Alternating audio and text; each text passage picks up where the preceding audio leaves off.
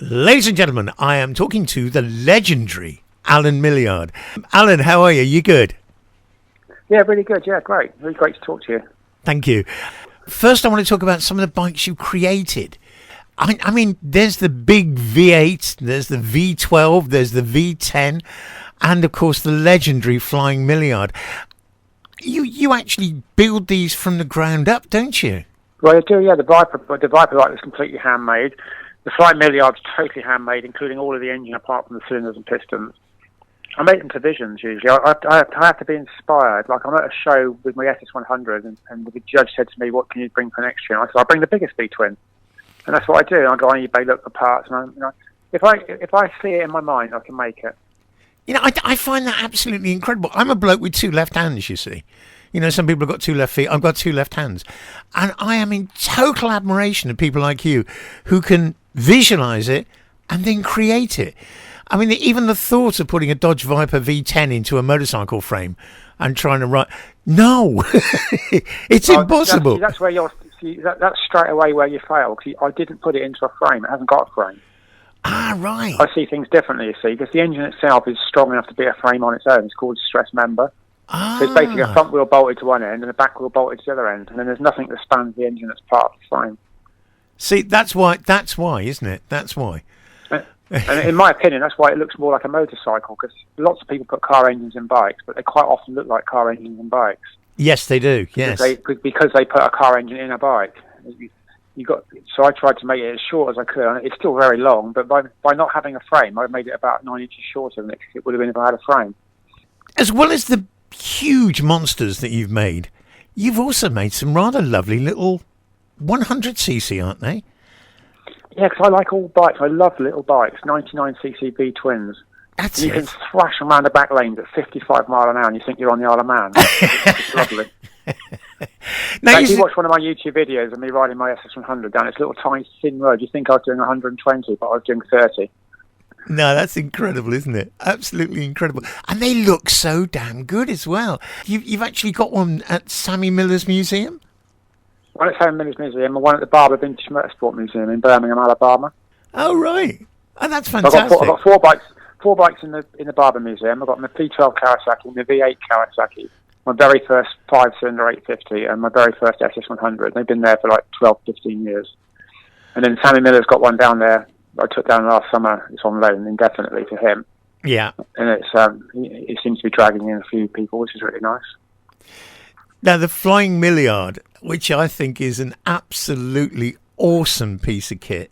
I mean, it looks so old, but it's not, is it? It's all brand new. Well, it's actually 10 years old now. Can you believe that? Gosh, yeah, it must Made it in 2012. I've done nearly 10,000 miles on it. Really? I've been to Guernsey. I've been to the Isle of Man twice. I've ridden it to Land's End and back in a day. It's such a lovely...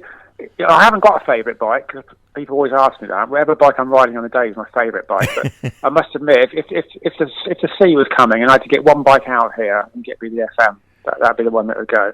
Did you set a world speed record on it, or a land speed record? No, the Dodge Viper I did 207.101. That's it. I actually did 200.1, but a guy called Bruce Dunn, Motorcycle News Test, it took it to 207. But that's not really that fast, but in motorbike terms. But we only got one gear, and we were only using half throttle, and it out-accelerated a Honda Fireblade. It was, from a standing start, it's quicker than a Honda Fireblade. Good and it weighs 600 kilos. That's an incredible thing. So, the Flying Millyard, I mean, it is such an iconic-looking motorcycle. Where did the inspiration come from that? It looks like one of the old ones. Back in the teens, in the 1919s, 1920s, a company in America called Flying Millyard.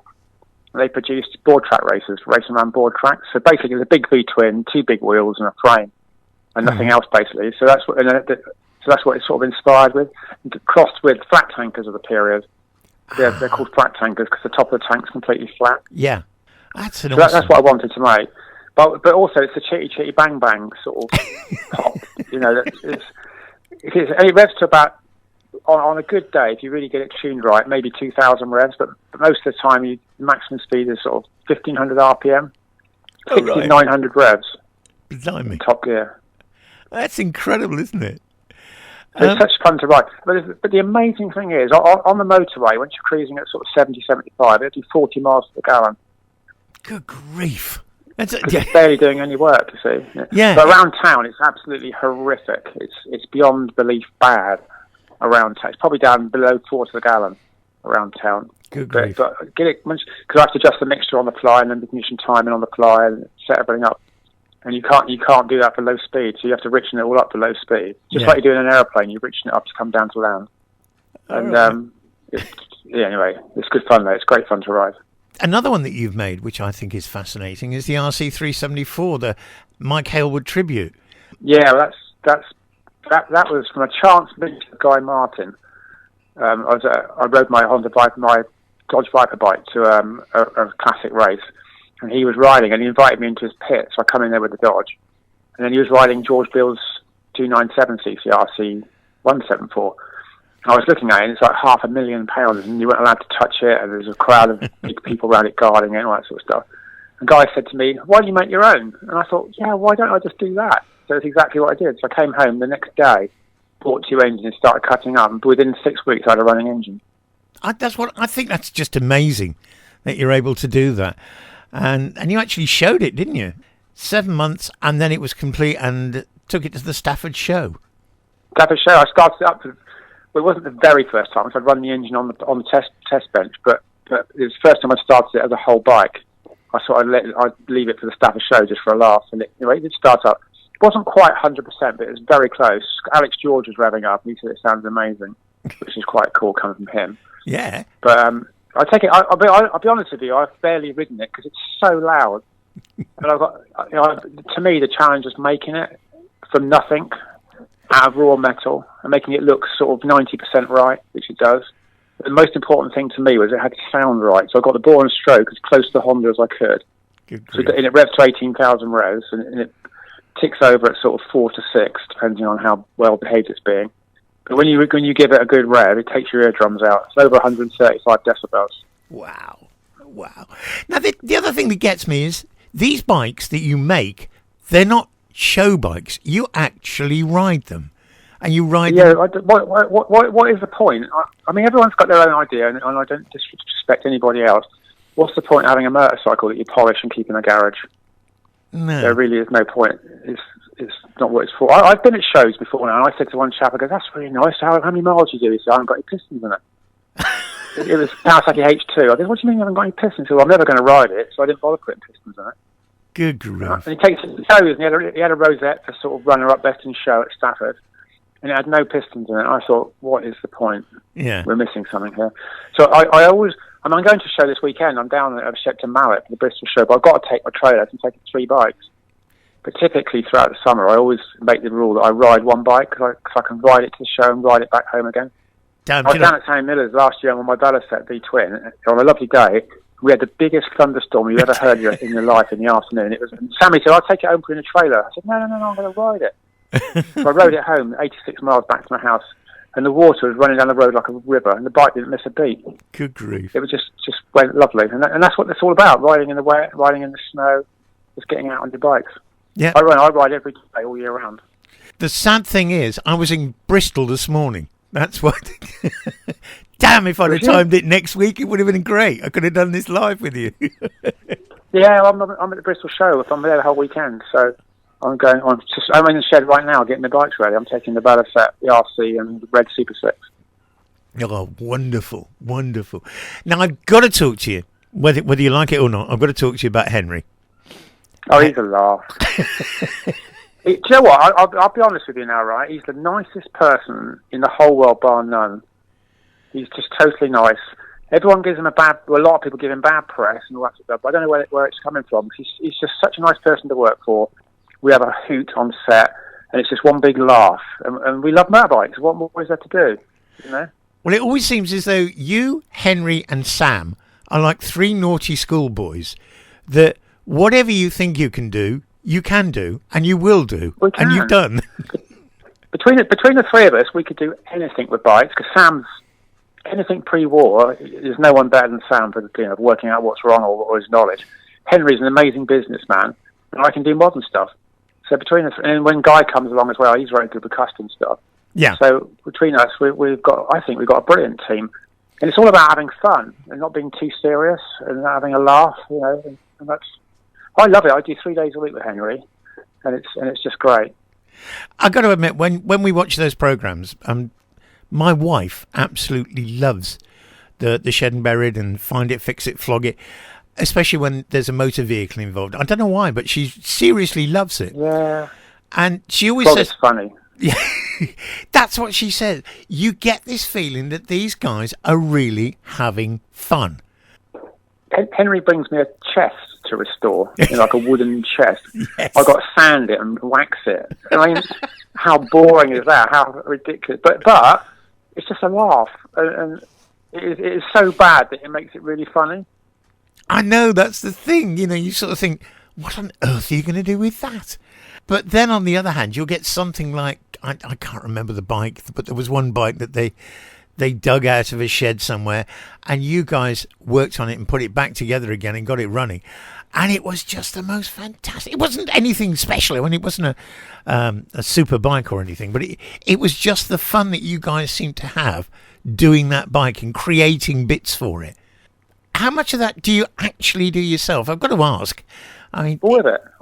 All the bikes I'm involved with, we do it all. We obviously got people that do the painting. We've got people that do the powder coating, people that do nickel plating and chrome plating. But everything else I do. All the engine work I do. Sam does all the stuff on it. If it's an older bike, he does that as well. Yeah. But try and do as much as home in shop as we can, because I typically do everything at home anyway. If I'm doing it on my own bikes, it's no different doing it at home here as it would be doing it in Henry's shed. You don't need massive amount of tools to work on bikes. No, that's true, I suppose. Hey, is there anything he's ever brought to you and you've gone, no? No. No. Not at all.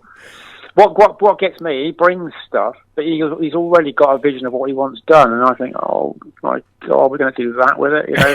But when we actually get started and I actually get into it, it's actually, you end up thinking, hang on a minute, I'm actually liking this. Don't tell Henry, you know. But I actually like doing woodwork, but I don't like the dust. It's all the dust. So I've never really got into woodwork, but woodwork's just like metalwork, really. It's just a different material. It's very similar principles. So I always end up doing a reasonably good job, and Henry goes, well, I thought you don't like doing woodwork. I said, well, no, I don't, but it's okay today, sort of thing. Yeah. But it's quite... Also, what you have to remember is we're making a telly programme, not restoring vehicles.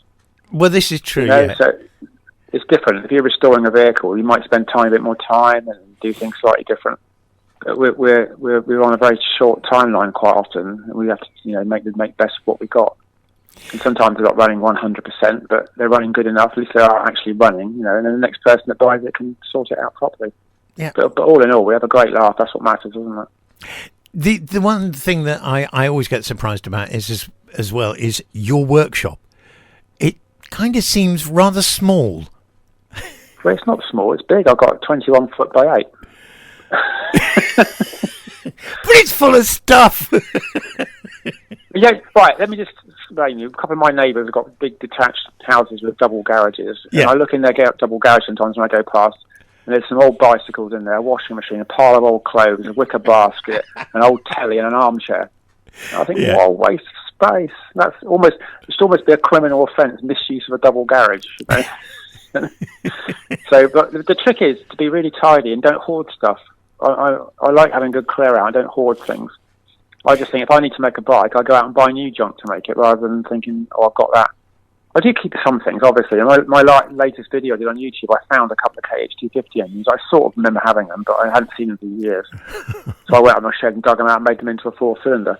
So I have got some junk, but I go around some people's places and they've got so much junk, they haven't got a clue what they've actually got. I know the feeling. What's the point?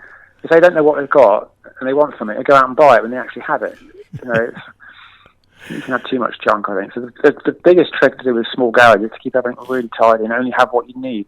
People keep saying to me, why haven't you got a sandblaster? Why haven't you got a big bandsaw? Why haven't you got a big mill? So I use my hacksaw. It's much easier to store. It hangs on the wall. See, that's the other thing. You use hand tools. You don't use all massive power tools, that, you know, as you say, super grinders and things like that. It's all done by hand. No, I was trained for MOD apprenticeship. We were taught to do things by hand. We weren't allowed anywhere near the machines until you could file a 1-inch square piece of metal to fit inside another 1-inch square hole with a half a cell clearance. Blimey. And if you couldn't do that, you weren't allowed to go on the machines. So we were taught to do that first. So sort of stuck with me really, because I quite like doing it. I like the challenge of cutting an engine in half and then filing it to making it fit back together and then welding it back up and then filing it down to show up all the balls and stuff. I just like doing that. I just find it fascinating, as I say, somebody like me who is so useless at doing these sort of things, really, I can relate to what you're doing. One question before I let you go, because I know you're extremely busy. Have you got a project which is coming up, which we'll find on YouTube, which is going to blow us all away? Well, not at the moment. I've been working quite hard at Henry's. We're doing the motorbike show very soon. That starts filming. We flog it and drive it. I'm quite sort of tied up with this, and also my YouTube channel takes a lot of time, so I've been sort of diverted into that just recently. But I'll be inspired. I never think myself what I'm going to make. Someone will say something, like you'd say something to me, someone else will say something to me, and I think, do you know what, I'm going to do that. And I go away and do it. But I'll be honest with you, this year, possibly, because we've had COVID lockdowns, I just want to go and ride my bike. Yes. Because when I'm making a bike, I'm not riding others, so I want to get to ride to some shows. I want to go down to... I'd like to go to Orkney, which is quite a long way for me, and take one of my old... Maybe the Flying Millyard, ride it to Orkney. Oh, gosh. There's an event in August, a vehicle meet in August, which might work out. But that'll be a 5-day trip, and I'd like to do that and things like that. So, well, if ever I've got a Facebook and Instagram where I post all my comments and stuff, and my YouTube channel. So if anything's coming up new, people will find out. Well, if ever you fancy riding down to Spain, I'd love to go for a ride with you. Oh, definitely. I came to the Stefan Everts race school years ago with my sons to Spain, and that was brilliant. We had a great week. Oh, it is. I'd like to do a bit more motocross and enduro riding as well, and that's obviously ideal in Spain. It's a good place to come for that. And isn't there a rally as well for old bikes? Yes. Motor piston, is it? Yeah. And a lot of the smaller towns have Classico Moto shows, which is old classic bikes and things. Yes, I'd like to do that, because the chap that runs Motor Piston constantly bumped into me at the Isle of Man a few years ago. You should come over on the Flying Millyard, it'd be brilliant. Oh, goodness. And I looked at the routes they do up through the mountains, and it'd be wonderful. It'd be a really lovely thing to do. Yes. Well, if ever you get to do it, let me know, because I'll buy you a coffee or a beer or something. Okay, well, that's definitely an incentive, isn't it? Allen Millyard, it's been an absolute blast talking to you. What is the name of your YouTube channel? It's just Allen Millyard, Allen Millyard. Right. Okay. Because I'm going to go on that and have a look. People want to see anything about what I do. I've got about 110 videos up there now, I think. A lot of them are how you do it videos. Some are just ride out videos. But I do it. And also, my wife does a bit of cooking, and there's animals on it. It's a bit of a mix of everything, really. It's just a bit of fun. Brilliant. When you see Henry, give him my love. I will get to interview him one day. I keep missing him, but he is a fascinating character. And but I'll tell him I'm seeing him on Monday. I'll tell him I've been interviewed by you, so he'll say, "Oh, that's going to have to interview me." Interviewed Simon as well. So I've got Simon O'Brien, he's a laugh, isn't he? Oh, he is. I've got to he get likes around. woodwork. Yeah, I've got to. Yes, he wanted to subcontract everything to him when he brings it round. Yeah, Well, brilliant. Once again, thank you so much for your time. I really do appreciate it. I'm here to talk to you. See you then. Bye. Bye-bye now. Bye. Bye. Bye.